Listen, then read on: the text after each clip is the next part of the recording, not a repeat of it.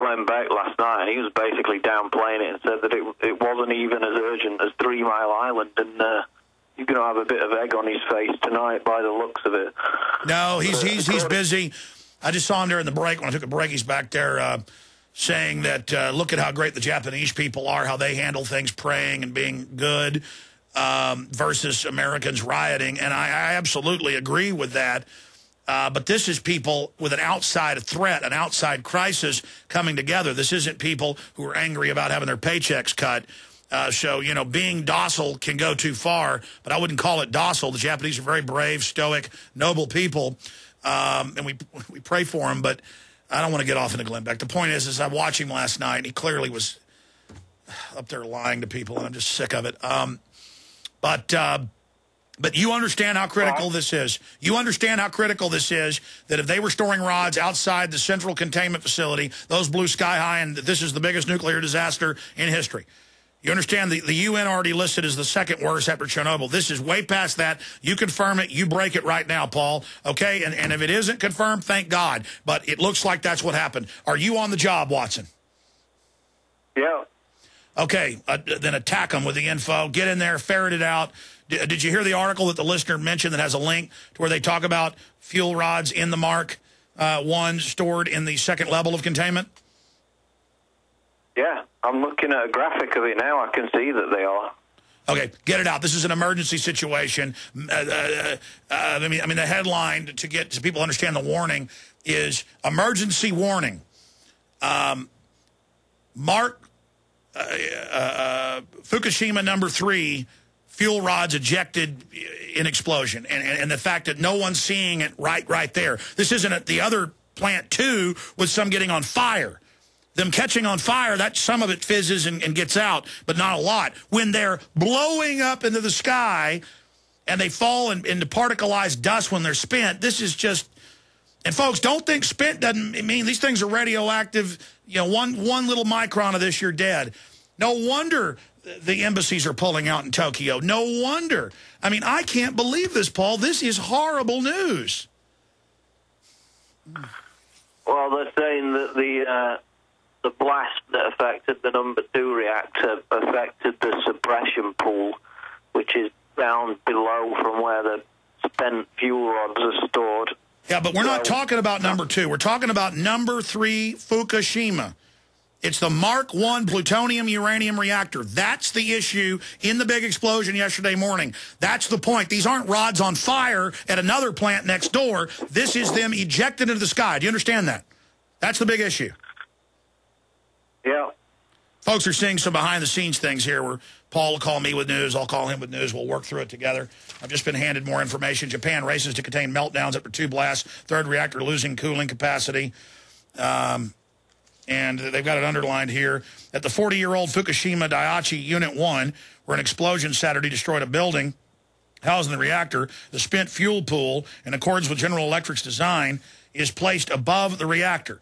Okay, so 1 and 3 are the General Electrics, and it does say they're placed above the reactor. Tokyo Electric said it was trying to figure out how to maintain water levels in the pools. The question is that outside of the internal containment? And according to these reports, it is. That's the point. That's the point, is that everybody's talking about the active reactor, not the other reactor cores, the batteries, basically, they've pulled. That's the issue, the mother of all dirty bombs. It said that would be like Chernobyl on steroids, said Arnie Gunderson, a nuclear engineer at Fairwinds Associates, and a member of the Public Oversight Panel for Vermont Yankee Power Plant, which is identical to the Fukushima Daiichi Unit 1. But we're not talking about that. We're talking about 3. But we're also talking about 1, because if that was stored on the outside, that's 2 of them. Watson, you know what to do. Let's get on it and ferret out the truth, because this is the mother of all cover-ups. If they've known this since Saturday, if it happened at 1 as well. You get what I'm saying? We got 1 and 3 here. Anything else, Watson? Just the fact that a lot of people are still in denial. For example, there's a lot of British people who live in Japan, and on the BBC, I'm talking about the people who live about 30 to 50 miles away from the actual reactor. They're just saying that they're taking their kids to the park and they're still drinking the tap water because they just believe that everything's going to be fine. You're talking about Japan. Yeah, I'm talking about British people reporting from Japan. And it just goes to So the Japanese in an orderly fashion are fleeing, but the Brits are just bumbling about like Americans. Yeah, because, I mean, their downfall is that they believe the authorities in their lies that everything's going to be fine. And so, you know, they're going to pay the price in the end. You still planning to go to Asia in a few weeks, Paul?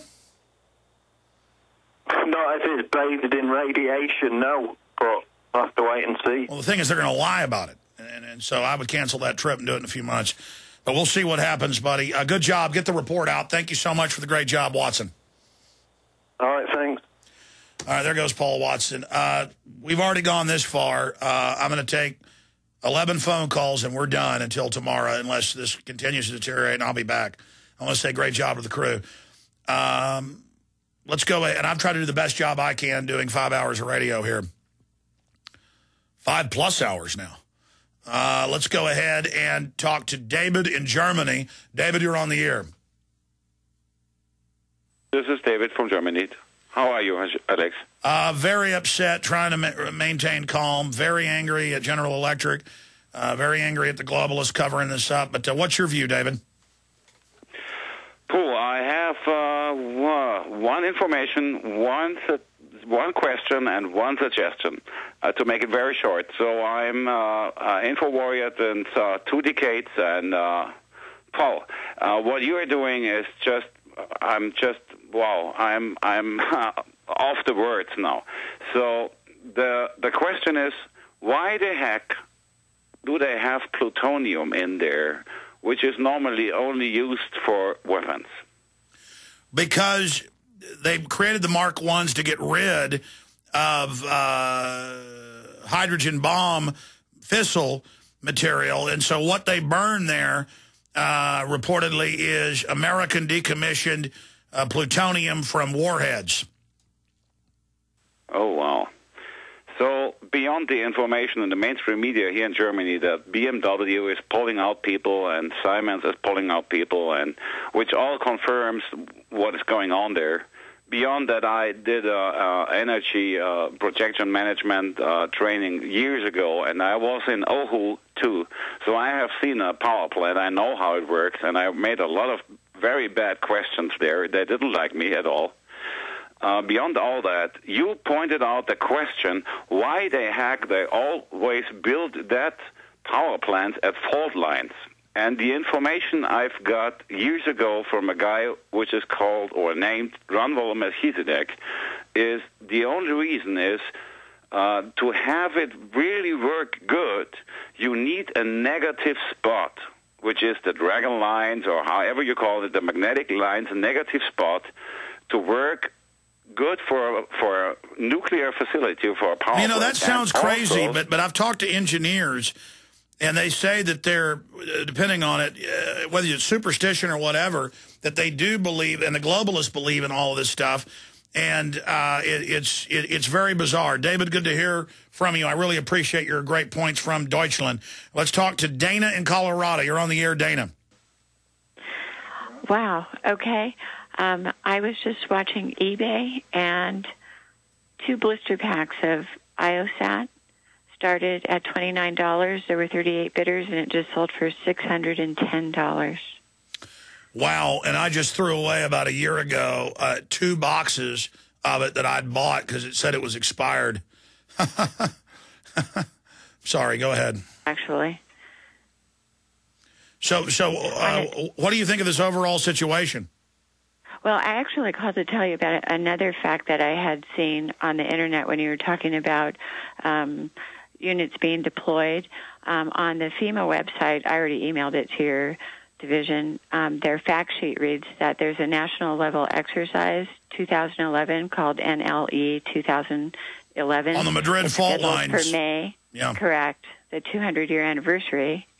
And it's got 8 states participating in this drill. And how ironic. That is, I tell you, there's a lot of creepiness going on. We can't rule out HARP here. They admit they've got that weapon system. Do we ever find the Secretary of Defense quote? Secretary of Defense William Cohen, 1997. Secretary of Defense William Cohen talks about tectonic weapons. That'll pull the quote up for you. I want to read the exact quote. Thank you, Dana. Thank you. Let's talk to Mark in Mass. Mark, you're on the air. Moving along here. Hi, Alex. Hi. I just, first of all, a major thank you. This is beyond incredible.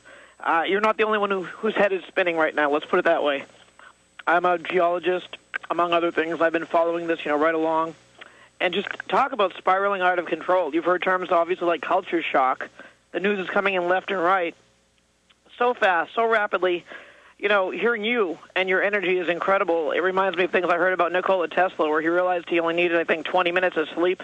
He'd get it like at 4 a.m. And he just well, I'm not Nikola Tesla. That guy probably had a 250 IQ. I'm lucky if I'm pushing 120, pal. You're pretty good, man. You're pretty good. I got a couple things to share with you really quick. I'll try to be concise here. Just what you just said about, when they were telling everyone not to worry, it really reminds me of like the Martians and Mars attacks. They're going around saying everything is fine, do not worry, while they're nuking people at the same time, destroying the planet. But everything is fine. Your information is ground zero. Let's put it that way. Number one, for everybody out there listening, this is not the most important point, but it is a good point. There's a song on YouTube, and if you can get access to it, I already told your staff about it. It's called The Apple Tree. Came out in 1985 by Difford and Tilbrook, the main guys from Squeeze, and it's the ultimate song for what's going on right now. Not that songs are important, but, you have bumper music. It's eerie. Every line in the song, it's about the nuclear meltdown that kind of causes doomsday. It's amazing, beyond amazing. So I told them, anyone out there listening, check out The Apple Tree on YouTube. All right, we'll do it, Mark. Thank you. Got 6 more callers I'm going to take, and then that's it, folks. We'll be back tomorrow. Dan in Pennsylvania, you're on the air. Welcome. Yeah, kudos to you, Alex. This is kind of off topic, but it's about all of the nuclear power plants that are around and about the country and everything. It's about, retrofitting them with cold fusion from a gentleman out in Italy, Mr. Rossi. And and they want to put one in Greece, but they have to, wait for authorization for it. I mean, I believe this is a technology that's, way beyond. Well, they've done some hoaxes claiming that it isn't real, but now it's been duplicated thousands of times, and the establishment doesn't want people having close to free energy, so there is a lot of suppression of it. Like my guest earlier in the show today talked about, when you try to get your own solar panels hooked up at your house, they'll never come and permit it, so just ignore them, just do it. But then if you agree to put solar panels in and put it in the grid, then they come right out and do it. They want to control your life. Thank you, Dan. Fred in Florida, you're on the air worldwide. Hey, Alex. I just had a little bit more to add to this. I emailed you an image I found. It's a fairly high-resolution satellite image on top of Unit 3. And when you see the explosion, that plume that went up, it went pretty near a mile up, and you could see chunks of stuff falling out. Well, in this satellite image, you could see what looks like the whole guts of the reactor just laying across. But now we know why it looked like that, because the evidence shows they had the original guts of the previous load of plutonium uranium rods in there. And so that was sitting on top of the inner containment. When the outside blew up, it ejected it into the air. Right. So what I'm wondering is, it looks like when I learned about what a meltdown is that the main core melts and then melts down through the earth until it hits groundwater, and then it has a steam explosion and blows up. Just like what I imagined that video looks like. It blew a mile up. How many kilotons of energy was that going up?